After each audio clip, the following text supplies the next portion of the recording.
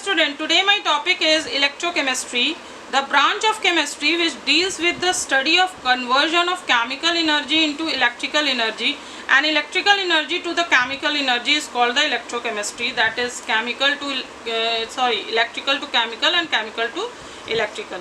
Now to understand the half cell we have to consider the electrochemical cell or galvanic cell. In this year it is not in the syllabus, but to understand the half cell we have to consider this cell.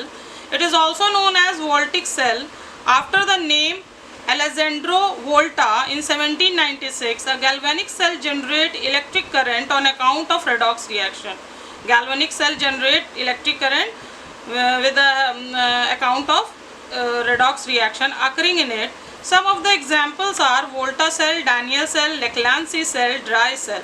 These all cell convert chemical energy into electrical energy.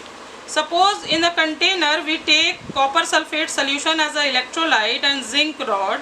So after some time the several changing occur in this container. Zinc rod reduce in the weight.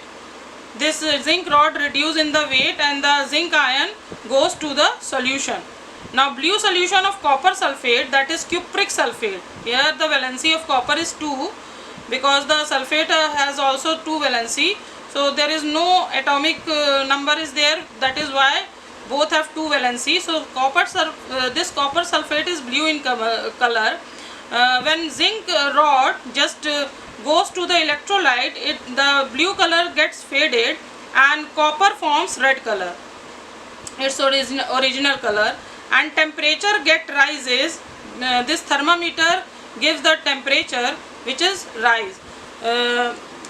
So in zinc solid it just dissociate into electrolyte into ions to lose electron. So this process is known as oxidation, where the metal lose electron because in the activity series zinc reside at the top of the series and they are very reactive, which resided at the top of the activity series, and they lose electron and do oxidation. The metal which lose electron, they do oxidation, and while copper it gains electron and forms a solid structure that is red in color, and this gain electron is known as reduction. So copper reside after the hydrogen in activity series, you know. So it just gain electron and becomes a solid form. Both oxidation and reduction take place in this container. Copper get reduced and zinc get oxidized. Both reduction and oxidation take place in this container. So this reaction is known as redox reaction. RED means reduction and OX means oxidation.